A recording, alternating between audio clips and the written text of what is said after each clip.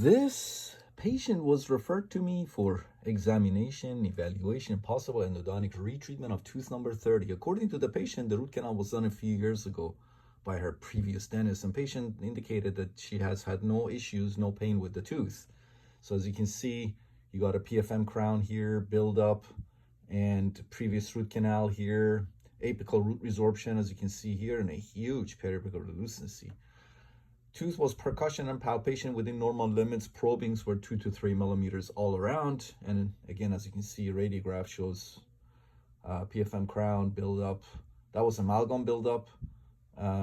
Previous root canal, periapical relucency. Okay, it's important to take multiple angulation PAs, and let me show you why. So if you look at one angulation, you would miss what is actually going on here. Look at this angulation. Look at this angulation, all right? You can see how huge this periapical relucency is, all right? Also, look at that. There's a broken file here. That's why this dentist could only instrument and obturate to here, because he broke a file right there.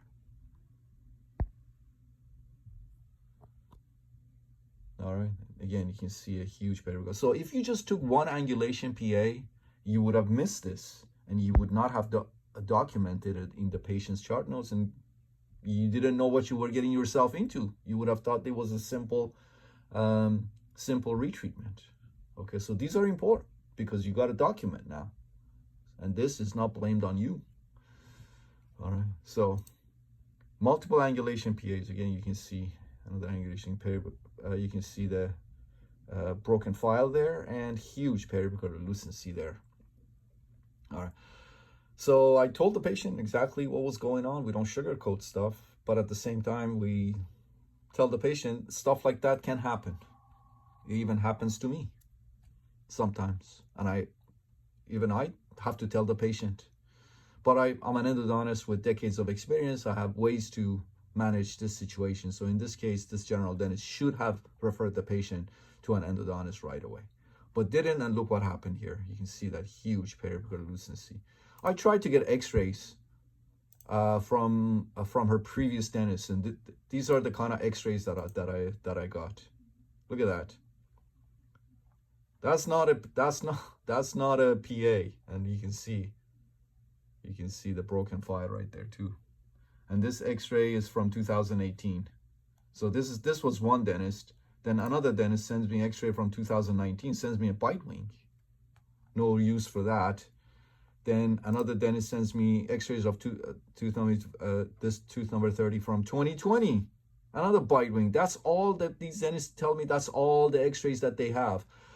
How can you treat a patient properly if you're not even taking proper x-rays? 2021, again. In 2021, bite wing. That's all, dentist says that's all I have. 2022, bite wing. No PAs. 2020, now, some dentist in 2020 ordered a panel. And on the panel, you can see the periapical relucency right there. But panel, of course, is not diagnostic for endo. And then, so I went over my findings with the patient and also told the patient about the x-rays that I had received from her previous dentist, and none of them were good. None of them were diagnostic. And based on what I see here, I told the patient, I think you should redo this root canal. Because again, you can see the broken file and huge periapical relucency here. I said, even though you don't have any pain, but based on what I see here, all the issues with the root canal, I think this is an active infection. And you should definitely consider redoing the root canal, or perhaps maybe extract the tooth if you don't want to have the root canal redone. And patient said no, she's younger. She said she wanted to try to save the tooth, and that's what we did today. We redid this root canal for her in one appointment, went through the PFM crown. This was amalgam buildup. All of this was gutta percha. So the pulp chamber, about 1/3 of it was filled with gutta percha. Removed all the gutta percha here. I used chloroform and number 15 C file. Was able to bypass and then irrigate out that little broken file there. And I was able to redo this root canal for this patient in one appointment. And take a look.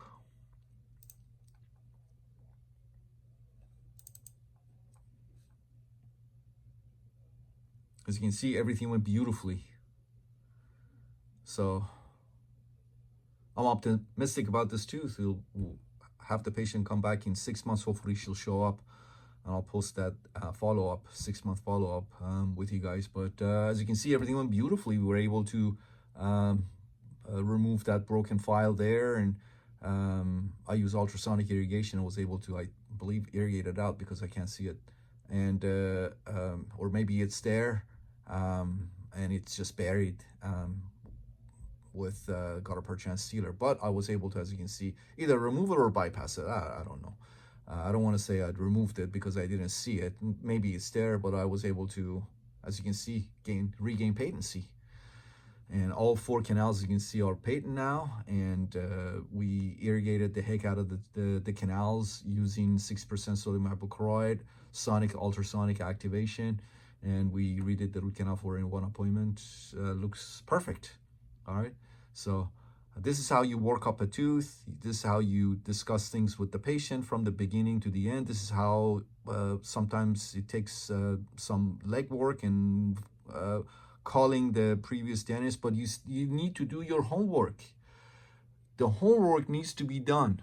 There are no shortcuts here.